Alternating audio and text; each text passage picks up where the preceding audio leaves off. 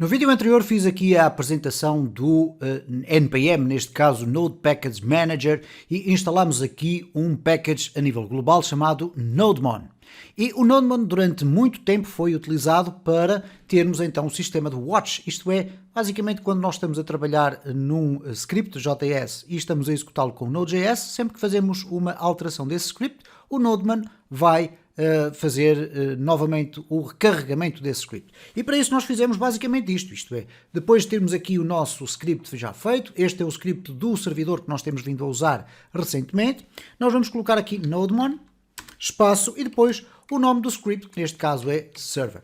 E quando executamos aqui isto, nós ficamos ali com um restart pronto, isto é, significa que se eu fizer uma alteração aqui no meu fecheiro e guardá-lo, Ctrl S, o NodeMon vai novamente reiniciar o sistema. Ora, o que acontece, no entanto, é o seguinte, desde a versão, penso eu que 18, por aí, portanto já há algum tempo que o próprio Node já tem um sistema de watch. Então, neste caso, o que nós podemos ter aqui é o seguinte, Node, --watch, e agora vamos colocar aqui o nome do nosso script, o nosso server. Ora, se eu executar esta funcionalidade, repara o que é que aconteceu.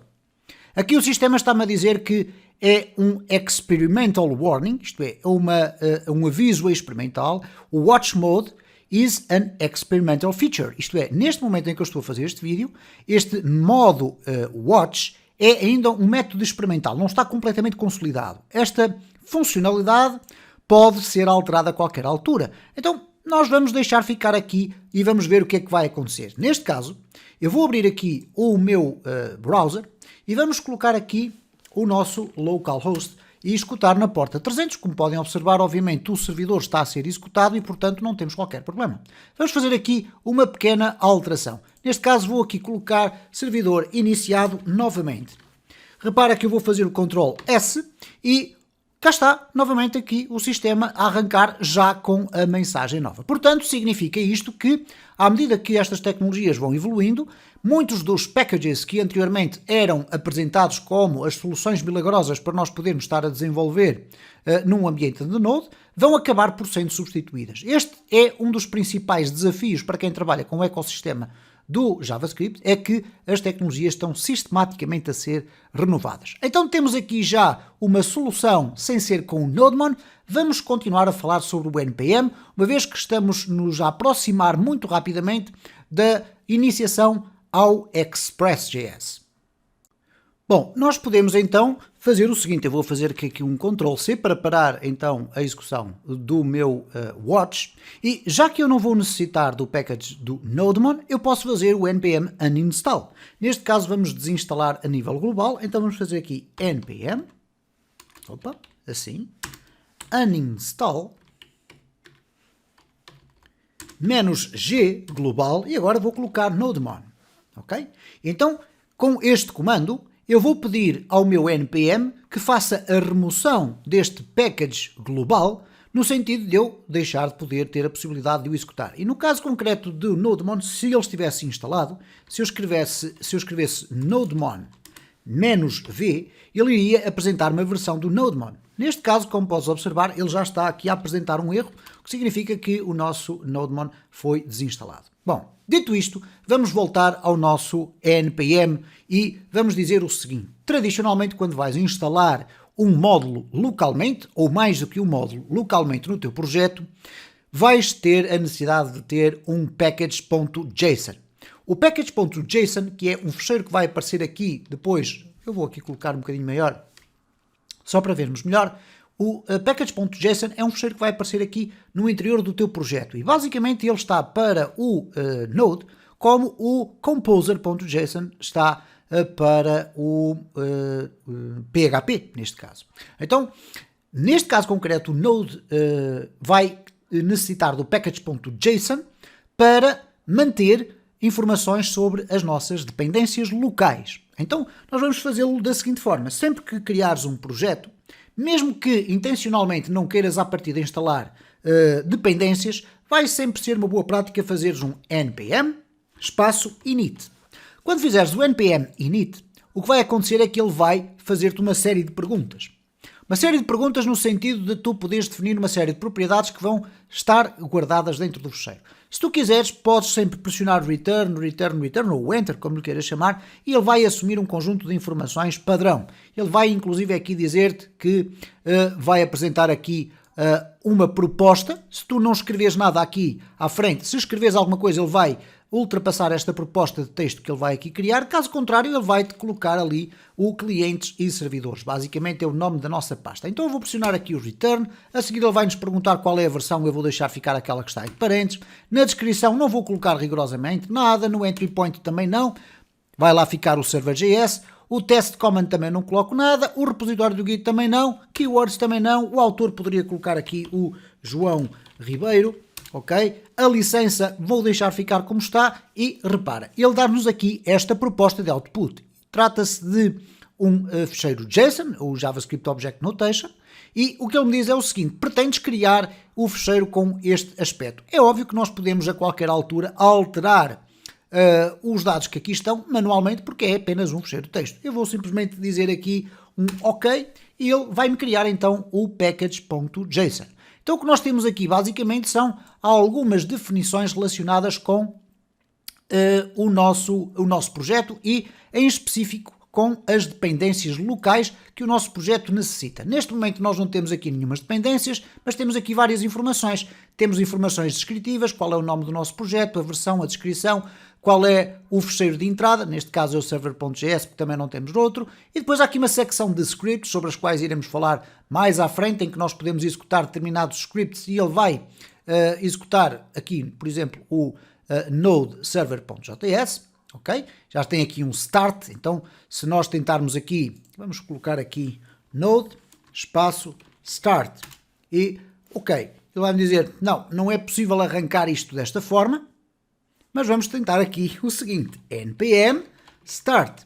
E se eu executar isto, repara, ele vai aqui executar o servidor, ok? Então, repara como já não temos que escrever node e depois o nome do nosso server.js, basta fazer npm start. Isto foi para exemplificar aqui a execução então deste script. Depois temos aqui o autor e temos a licença. Mas o mais importante, de facto, é percebermos, eu vou aqui fazer um yes para parar a nossa batch job, percebermos que de facto este ficheiro é fulcral para a gestão das nossas dependências. Vamos então fazer agora a experiência de instalar ou adicionar uma dependência ao nosso projeto. Eu vou aqui fechar o index e o about, não interessa estarem abertos, e vou deixar ficar aqui o server.js. Neste caso nós temos aqui esta função de criar o servidor e esta função vai ser sempre executada, toda esta que aqui está. Eu vou aqui reduzir um bocadinho o zoom para vocês verem um bocadinho melhor. Então, toda esta função que aqui está com o nosso sistema de roteamento vai ser executada sempre que eu fizer um request. Então, o que nós vamos fazer aqui é instalar um módulo de Node e, para isso, nós vamos aqui à nossa web colocar um npmjs.com ou, neste caso, vamos colocar aqui, sim, vamos colocar o npmjs.com. É o sítio onde nós vamos ver a existência de diferentes packages. Eu vou reduzir também aqui o zoom para 100. E das diferentes packages que existem muitas para as mais variadas finalidades, inclusive frameworks inteiras, e nós iremos depois ver aqui como utilizar o Express, já muito em breve, mas existem muitas outras para comunicação com MySQL, etc. Existem literalmente centenas ou até milhares de packages. Um package que é muito interessante é o Lodash. O Lodash basicamente é o quê? É um módulo com utilidades. O que é que são as utilidades basicamente no Node, ou neste caso no Lodash? São funções para nós obtermos determinados resultados. Imagina que tu precisas de uma função para calcular um número randómico entre um intervalo de 1 a 100, por exemplo. Fazer isso no JavaScript puro requer a utilização da classe math e depois com random, mas depois o random faz apenas o sorteio entre 0 e 1 com casos decimais, tens que andar a multiplicar, etc, etc. No caso do Lodash, ele tem um mecanismo que nos permite utilizar uma função ou um método que automaticamente nos dá esse valor. E aqui tu podes ver, quando pesquisas um determinado módulo, podes, para além de ver como é que o podes instalar globalmente ou localmente, e já iremos ver aqui porque é que tem aqui o saving, porque é que nós não temos necessidade de usar, tu tens também aqui a página do Lodash. Eu vou pressionar o Ctrl e clicar aqui para abrir aqui no novo separador, e aqui basicamente ele diz-nos, tem aqui a documentação toda de como é que nós podemos usar o Lodash. Tradicionalmente o Lodash vai ser aqui instanciado com o require Lodash, e nós podemos lhe dar este nome, mas podemos dar outro nome qualquer, e depois nós podemos fazer aqui muitas opções. Aliás, ele vai ter aqui na parte da documentação o que é que faz cada uma destas funções, e basicamente vamos ter aqui, por exemplo, o random. O random há de estar aqui a algures. Eu vou aqui procurar por random, ok? Vamos escrever aqui corretamente o random. Opa, ok, ele encontrou aqui o random. Quando eu clico aqui no random, basicamente ele diz-nos aqui qual é a assinatura deste método, ok?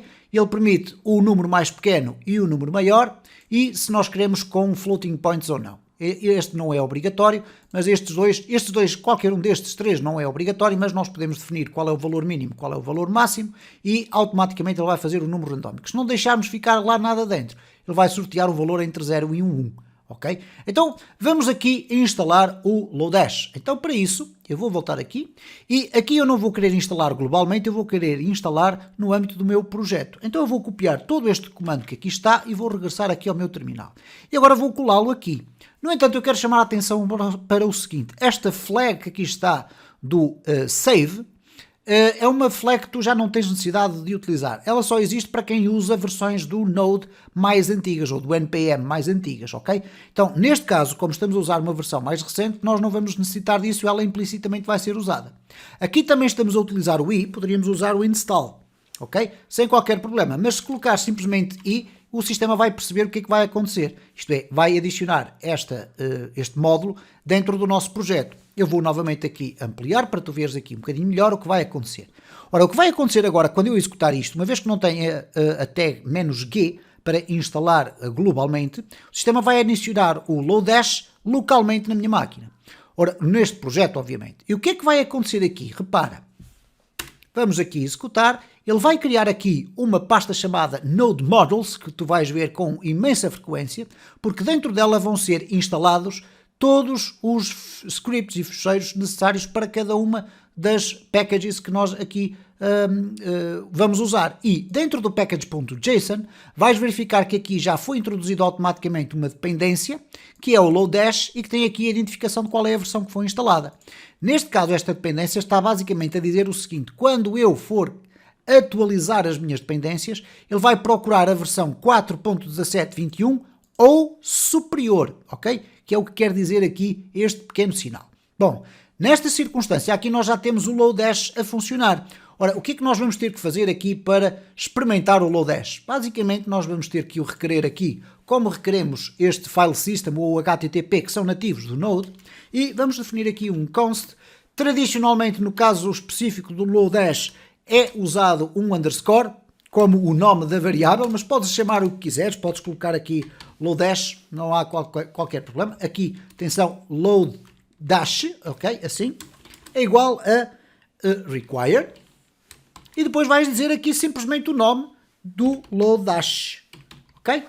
Aqui, desta forma. Ora, o sistema vai automaticamente procurar a existência deste módulo dentro da classe, ou melhor, dentro da pasta Node Models, ok? Então, quando ele for carregar, ou tivermos a dizer que queremos requerer a existência deste módulo dentro do nosso projeto, ele vai procurar automaticamente ali, de forma mágica. Então, se eu agora fizer aqui, vamos fazer aqui um Node Server, vamos arrancar o nosso servidor, repara, o servidor foi iniciado, não houve qualquer erro, portanto, não houve qualquer problema no carregamento da nossa dependência. Agora, o que é que nós vamos fazer aqui? Vamos testar aqui o sistema. Eu posso, por exemplo, chegar agora aqui em baixo, onde eu faço um console log. Eu vou colocar aqui um console log, e aqui dentro eu vou colocar o Lodash, ok? Ponto. E agora vou poder aceder, então, aos métodos que ele tem. Um deles é o random. Ora, aqui no random, se eu agora abrir aqui os parênteses, ele vai me dizer que eu posso definir aqui quais são os parâmetros que eu quero, ok?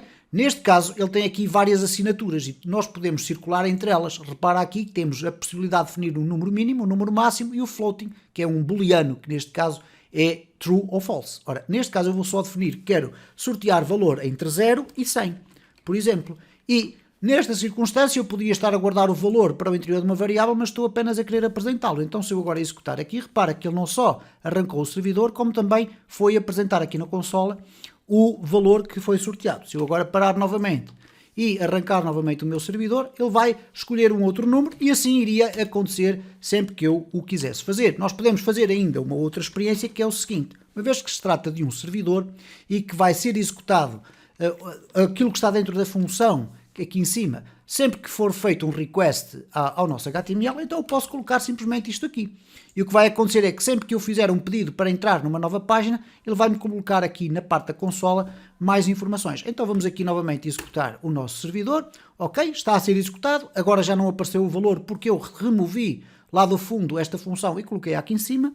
E se eu agora chamar aqui o meu terminal, ou melhor, não o terminal, mas sim a parte do meu browser, se eu agora chamar aqui a execução deste pedido, repara o que é que está a acontecer. Se eu refrescar aqui, ele vai-me colocar ali valores randómicos, neste caso entre o 0 e o 100, porque eu estou a usar o Lodash. Como podes observar, se estiveste com atenção a tudo aquilo que eu estive a explicar neste longo vídeo, não é muito complexo perceber como é que estas coisas funcionam. E repara que todo aquele bicho de 7 cabeças relacionado com algumas ideias que se têm acerca do Node vão-se desfazendo à medida que tu vais vendo qual é a simplicidade que aqui está. Queres utilizar uma funcionalidade que não tens e que alguém já desenvolveu, vais verificar qual é o módulo que é, vais instalá-lo localmente para o teu projeto e a partir daí podes usar essas funções. E essa é a ideia mais interessante que existe nas linguagens mais modernas, que é o facto de tu poderes instalar aquilo que se designa para inglês por third party packages, ou módulos de terceiros, que tu podes agregar aqui para não teres que reinventar basicamente a roda. Isto é, já alguém pensou por ti, já alguém fez esse módulo, não vale a pena tu estares novamente a escrever o código que é necessário para chegar a uma determinada finalidade. É importante, portanto, percebermos como é que o NPM funciona, para percebermos como adicionar módulos ao nosso sistema, para podermos ter as fundamentações necessárias para entender quando passarmos, por exemplo, para uma framework, e neste caso com o Express.